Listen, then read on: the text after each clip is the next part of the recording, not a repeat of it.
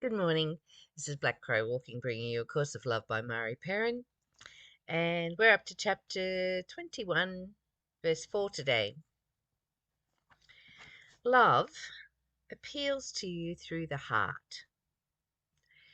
God appeals to you through your heart. Your heart has not been open to the appeals of love, partially because of your use of concepts. Concepts have been used to order your world and to assist your mind in keeping track of all that is in it. Your mind does not need this assistance. To begin to conceptualize in ways that touch your heart will free your mind of its reliance on thought concepts, thus allowing heart and mind to speak the same language or to be communicated with in the same way. That'd be lovely, wouldn't it, if our hearts and minds spoke the same language? Ooh, love language, even. I like that. Let's speak the love language through our hearts and minds joined together wholeheartedly. There's been a division between the language of your mind and heart. Your mind insists on thinking and learning in a certain way, a way contrary to the language of your heart. And so, like two people with different countries speaking different languages, there has been little communication and much misunderstanding. Occasionally, the problems associated with the lack of common language have been set aside when the actions needed in a certain circumstance have demanded cooperation. Can you think of an example of that, where your mind and your heart have had to cooperate with each other?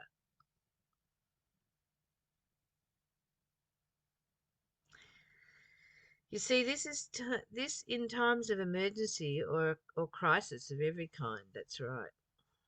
That's right. We pull all our sources in when we've got an emergency or a crisis.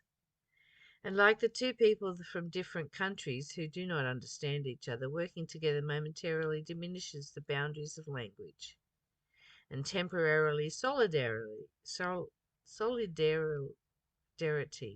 is formed through this action.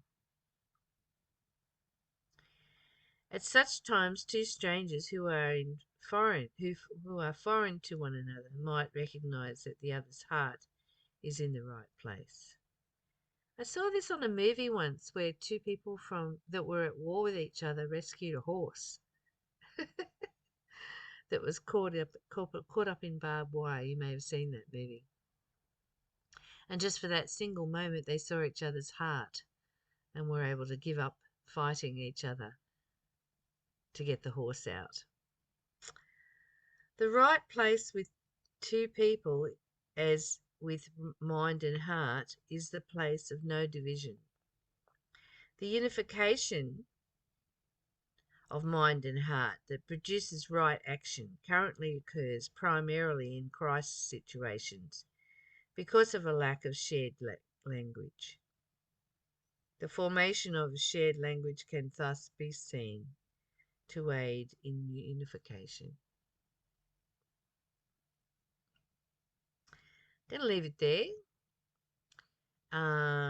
in terms of reading more, but we might just go over that last verse 5 again and have another look at it.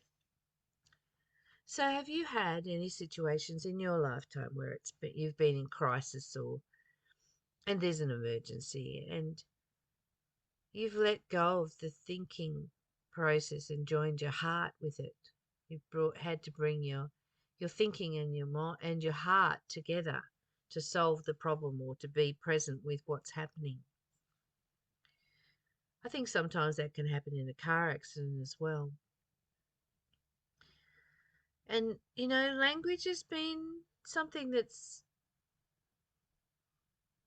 led us down a path of judgment and criticism and opinions and concepts that have separated us and held us apart. Whereas, beloved, when we let go of the egoic's mind's need to control,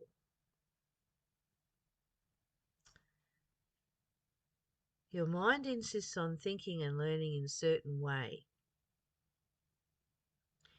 And that's because of its patterning and programming and constant doing the same thing over and over and over and over.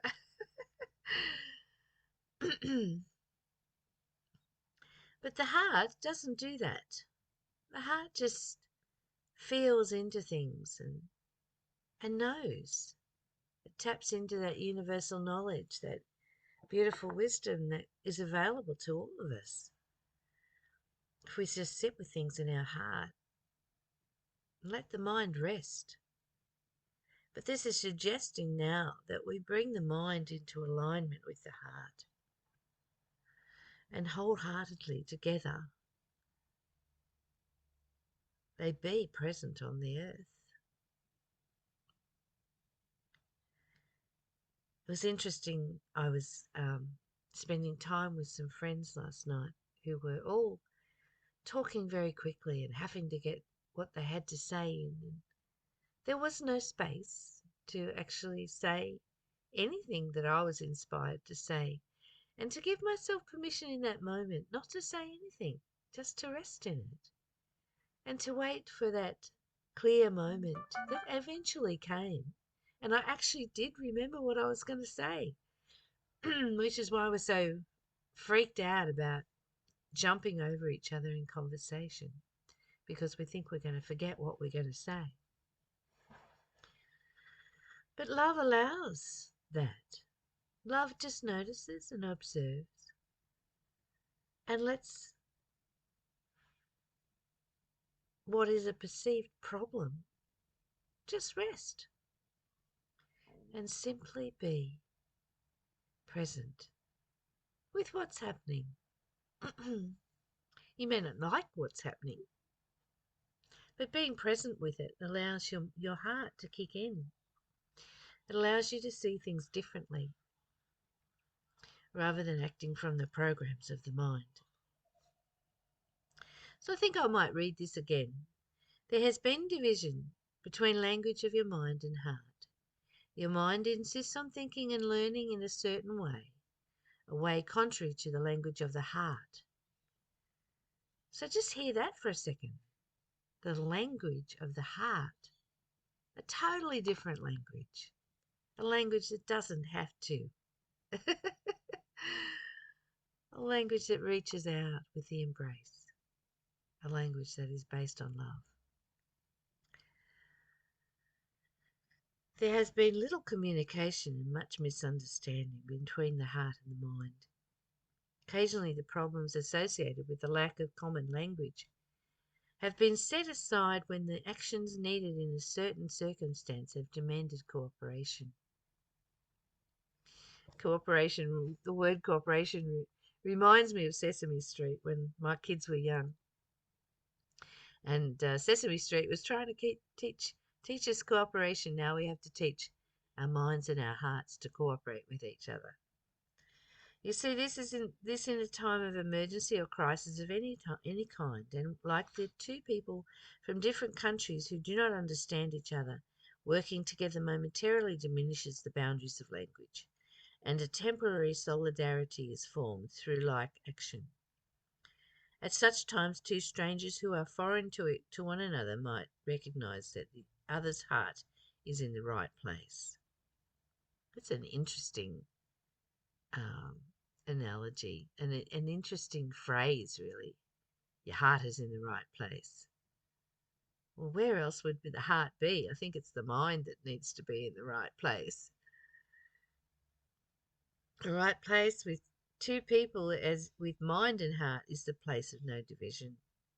The unification of mind and heart that produces right action currently occurs primarily in crisis situations because of the lack of shared language.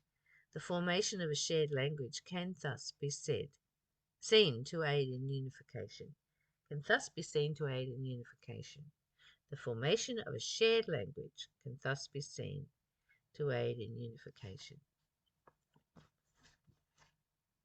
It's interesting when two people get each other, isn't it? It's like we say they speak the same language. I wonder what makes us not speak the same language.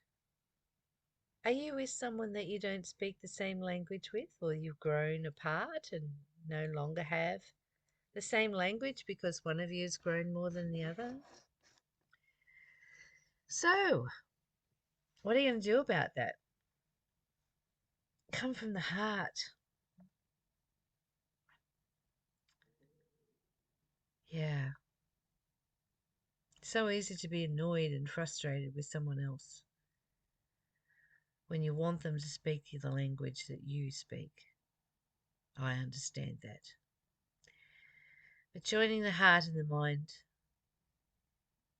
good place to come from. Sit in stillness and silence and just observe. All right, beloved. Good luck with that today. And if nobody tells you, here I am telling you. I love you. Bye for now.